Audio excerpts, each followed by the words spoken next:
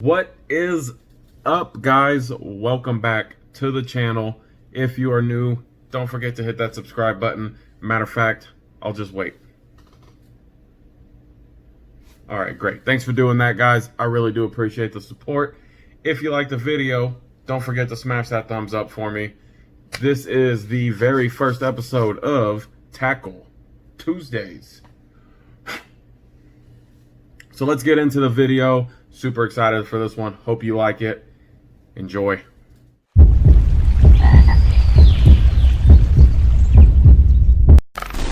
Hey guys, let's get into the tackle. What are we talking about today? Frogs. Who doesn't like fishing with frogs? Frogs in the summertime might be the hottest lure to use. It's definitely one of my favorites. There's definitely different sizes, different shapes, different colors. We're going to look into all of that here. I'm going to start with the small one here. So I'm going to start with this little micro frog. I honestly don't know. This is an older one. Don't know where I got this. Maybe out of like a little sample pack for a little rod or something that I bought. So this frog, really good thing about it is it's small. Fish can get their mouth around it. You get pretty good hook sets. It still has a really sharp hook. They're just smaller hooks. Still got decent legs on it. On these legs, all of these walking style frogs, you can cut one of the legs a little bit shorter. I would say no more than an inch off of one side, and it'll give you a better side to side motion rather than just a straight, bobbing motion, if you will. Either one of those worked for me, either one of those techniques, so walking it or, walking it side to side. Both of them work. I've gotten hits on both of them. The key for fishing frogs, in my opinion, is to walk it and then stop. Walk it and then stop. Change up the cadence, 3 or 4 twitches, and then maybe 1 or 2, and then maybe 3 or 4 or 5. Change it up. Once the fish is down there looking at it, it's only a matter of time, and a lot of times on that stop, they're just sitting there looking at it, and as soon as it starts moving again, bass aren't going to let food get away. So don't forget to stop it. You don't want to overly work it. Now, if you work it, just constantly you cast out from wherever it lands to get back to you. If you walk it the entire way, are you going to get hit? Absolutely you can. There's nothing saying that you're not going to, but think of it like this. If you're walking and a bass comes up to eat it, you just walked it right out of its mouth. If you walking, pop it, boom, he hits it. This one is super small. Any bass can get their mouth around this. The next ones we're looking at are a little bit different, but with different lures comes different techniques, and fishing frogs is extremely easy. There's nothing crazy about it, but you can do anything wrong. Everybody's got their own opinion.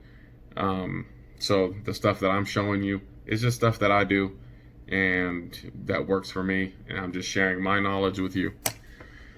Next frog that we have, this is a popper. So this is not the Rebel brand popper. This is a Yo-Zuri 3DB popping frog. This one, you'll work a little bit differently than these. You can walk it. Doesn't work as well. This one is made to maybe 2, at the most 3 pops, 3 twitches, and just let it sit.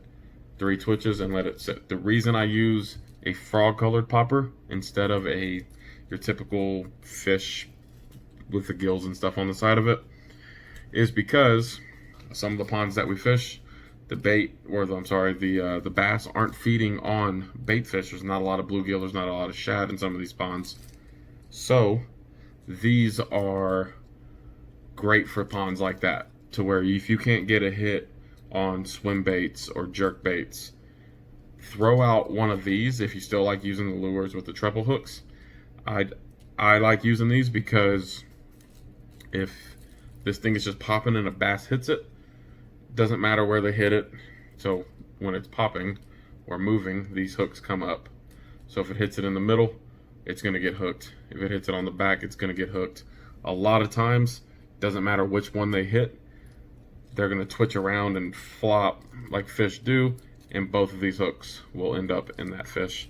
And it's just easier to catch the fish, to be honest with you. It's easier to get the hit. Once you get the hit, it's easier to just get them, land them. That's what we're all here for. So I throw the disc, like I said, no bait fish in the water or very little. You're not seeing anything. Throw this guy out. Try something like this and see if that doesn't help get you those bites. Similar one to that, but a mix between the two, is a poppin' frog. So similar mouth, as you can see. They both have that concaved mouth.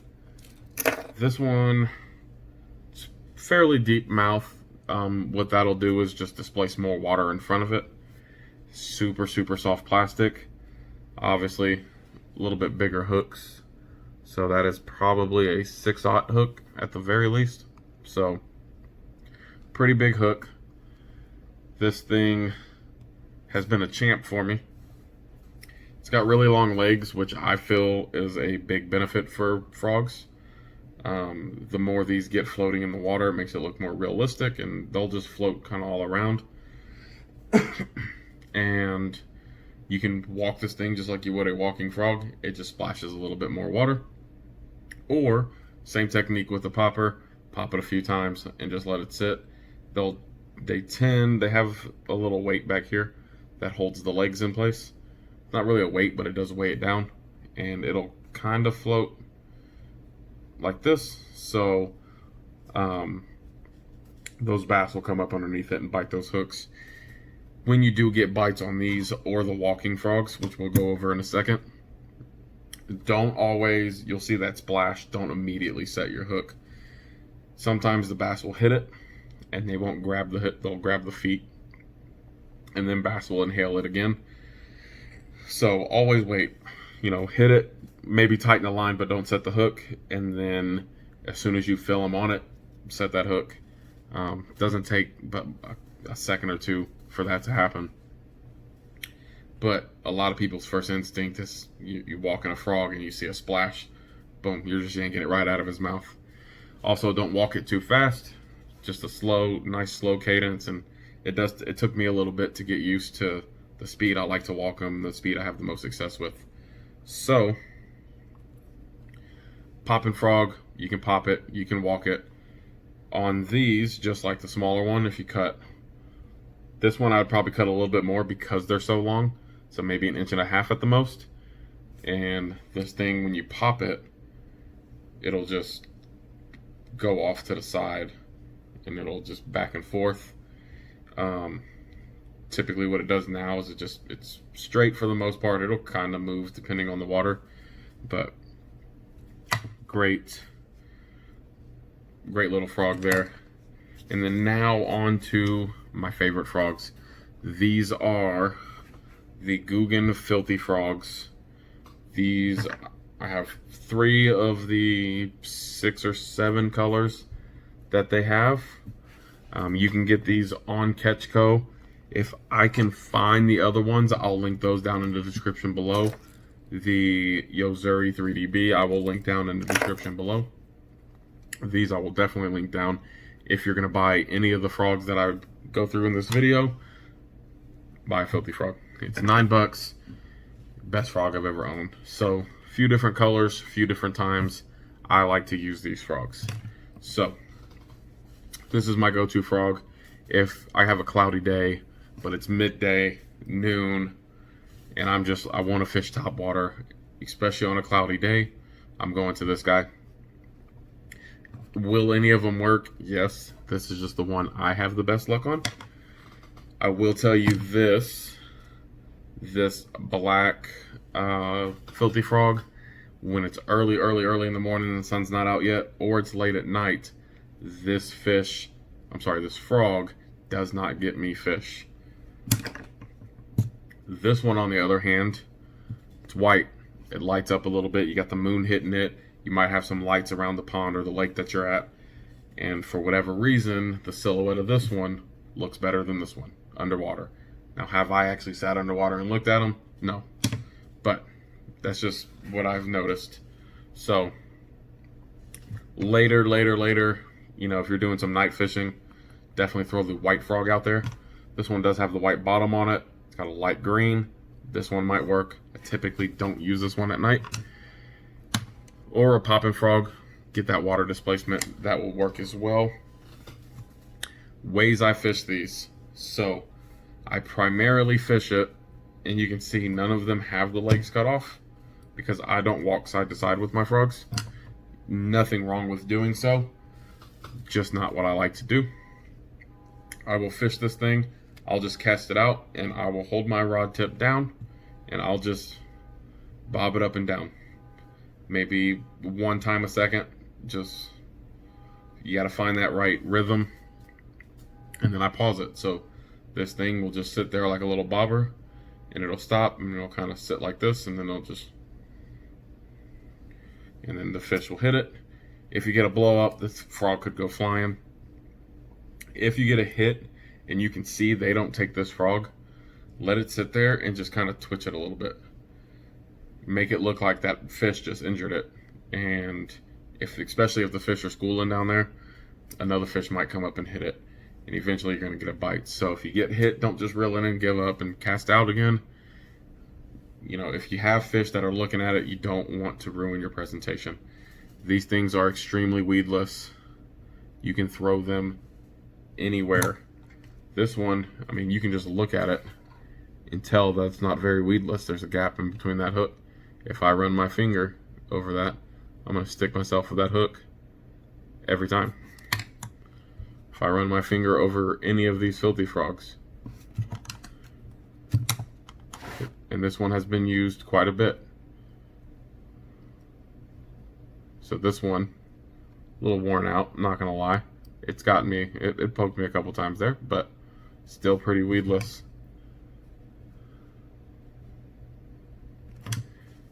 You can fish these things anywhere. They always work. But you have to have the right water conditions. So let's go into those. And color-wise, it's anything you feel like works for you. These are the 3 colors that I have. They do have Googan does make another one. It's purple with stripes on it. It's called Ghost Gill. It's multicolored, almost has a rainbow color to it. Really like it. That's the next one I'm picking up. But any of these will work. Find the color that works for you, for the water you're fishing in, for the fish that you're fishing for. But let's talk water conditions. If it's super windy outside, you really don't want to go with frogs. Really don't want to go with any topwater at all. Because that wind creates waves. The waves in the water disrupt how this looks to the fish. So you don't want to use something that you're reliant on a silhouette of something hitting it, and all those waves are just going to mess up that silhouette. But if you got a windy day, you're on a pond that's got maybe a hill that's blocking some of that wind, and you have a flat spot, run this between the bank and wherever the waves are starting. Just run it between there, because sometimes bass will just sit in there and you might get them.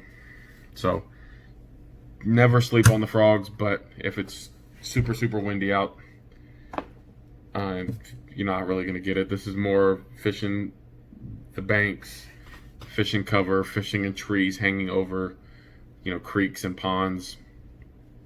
So definitely a go-to anytime. Like I said, guys, this is just what I use.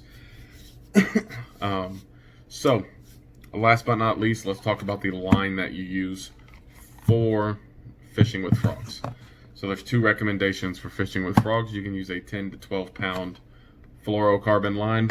Seaguar Red Label Flourocarbon is what I go with, or this is actually the new one that I'm going to try. I have also tried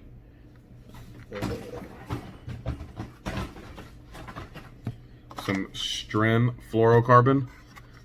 This one broke on me mid-cast. It just snapped and went off. So kind of put a bad taste in my mouth as far as line goes. But Does it work? Yes. I mean, you can use mono. The reason you want to use fluoro is it's a little bit heavier, but it's abrasion resistant. So if you're fishing over any type of cover, rocks, logs, anything, trees underwater, and that fish grabs onto it and grabs it down there, fluoro is very abrasion resistant, and it's very strong. It doesn't have as much stretch as mono 2. It's very, very sensitive to bites for fishing underwater, but it's a lot easier of a hook set with that. Or you can use, and I don't have any with me, is a 40 to 65 pound braid. Reason you want to go so heavy on the braid is because if I throw this thing into the thickest of thick stuff, that braid is gonna carry me through. It's gonna rip through anything. I won't lose the frog, and gives you the ability to fish where other people can't. If you're out there with your buddies and they're all fishing one spot and you got 45-pound braid, you can throw this into that grass over there, catch that fish that they can't catch. So give yourself the upper hand on that one. Guys, thanks again for watching the video. If you liked what you saw, smash that thumbs up. Hit that subscribe button if you haven't already. I really do appreciate it, guys. If you want to see more content like this, let me know down in the comments what you want to see, what baits you're curious about, having trouble with, want to see how I use them, and we'll get you featured on the next Tackle Tuesday. Until then, guys, keep those lines tight and keep fishing.